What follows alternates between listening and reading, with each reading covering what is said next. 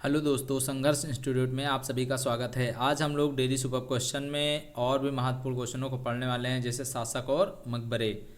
तो चलिए स्टार्ट करते हैं आज के सबसे पहले प्रश्न से। आज का सबसे पहला प्रश्न, अब देखो भाई, इसमें मैंने चार्ट वाइज मैंने बना दिया है। अब इसमें आप सभी बच्चों को क्वेश्चंस देखने हैं। अब हैं ये थोड़े बहुत क्वेश्चन ही, लेकिन मुझे पता भी है बहुत सारे बच्चों को याद भी होंगे, लेकिन फिर भी आप 5-6 मिनट देकर इन क्वेश्चनों को फिर से एक बार रिवाइज कर लीजिए। अगर एक भी क्वेश्चन आपके पेपर में आ गया, इत्तेफाक बाई चांस आपसे गलती ना हो, इस वजह से आप अगर रिवीजन करके रखेंगे तो बहुत ही अच्छा रहेगा आपके पेपर के लिए। तो एक तरफ भाई शासक लिखा हुआ है और एक तरफ मैंने क्या लिख दिया भाई, मकबरे। तो आप लोग याद रखना है आप लोगों को किस शासक का मकबरा कहाँ पर स्थित है। तो भाई सबसे पहला जो क्वेश्चन है उसमें पूछा गया बाबर का मकबरा कहाँ पर स्थित है। तो बाबर का मकबरा कहाँ पर स्थित है भाई, काबुल में। और इनको पहले कहाँ पर दफनाया गया था, आगरा के आराम बाग में। ठीक, ये चीज़ याद रखना। यहाँ से ले जाकर इनको फिर कहाँ दफनाया गया, काबुल में। आगे बात करते हैं हुमायूं का मकबरा कहाँ पर स्थित है भाई, दिल्ली में। सेकंड की बात करें, सेकंड क्वेश्चन में क्या पूछा गया है, हुमायूं का मकबरा कहाँ पर स्थित है, दिल्ली में स्थित है। तीसरे प्रश्न की बात करते हैं तो तीसरे प्रश्न में पूछा गया है शेर शाह का मकबरा कहाँ पर स्थित है। तो शेर शाह का मकबरा सासाराम बिहार में स्थित है। सासाराम कहाँ पड़ता है, बिहार में पड़ता है। यहाँ पर शेर शाह का मकबरा है। अकबर का मकबरा कहाँ पर स्थित है।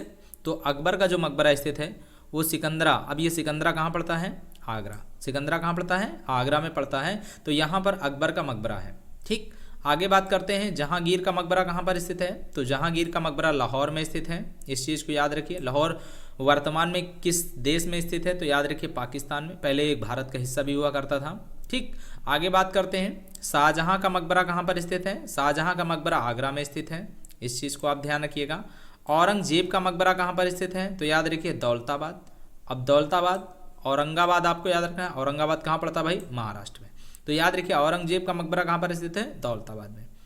बहादुर शाह द्वितीय यानी जफर, याद रखिए बहादुर शाह द्वितीय जफर, अगर बात करते हैं इनका मकबरा कहाँ पर स्थित है, तो याद रखिए रंगून में इनका मकबरा स्थित है। इस चीज़ को आप ध्यान रखिए। बहादुर शाह द्वितीय यानी इन्हें जफर भी के नाम से भी जाना जाता है। इनका मकबरा कहाँ पर स्थित है भाई, रंगून में।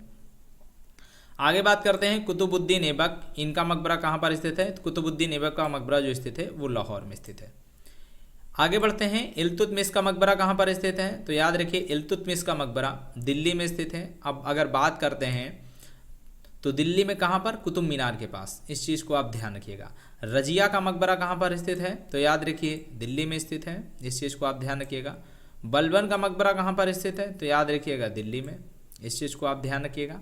आगे बात करते हैं अलाउद्दीन खिलजी का मकबरा कहाँ पर स्थित है, तो याद रखिए दिल्ली में। ठीक, आगे बात करते हैं गयासुद्दीन तुगलक का मकबरा कहाँ पर स्थित है, तो याद रखिए तुगलकाबाद कहाँ पड़ता है, दिल्ली में।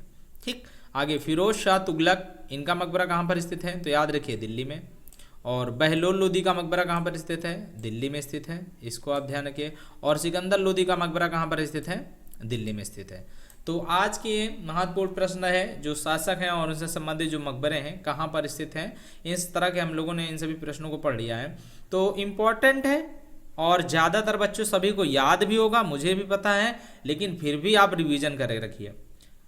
और मेरी राय जो है, आप अगर क्वेश्चनों को बार बार रिवीजन करते चलेंगे तो पेपर में आ जाएंगे। जैसे देखो कॉन्स्टिट्यूशन लोग समझ कर कोई भी टॉपिक पढ़ते हैं तो लोगों को ये लगता है कि ये मुझे नहीं आ रहा है, लेकिन मैं कहता हूँ आप उस किताब को या उस क्वेश्चन को बार बार जब पढ़ेंगे तो आपके दिमाग में वो क्वेश्चन सेव हो जाएगा।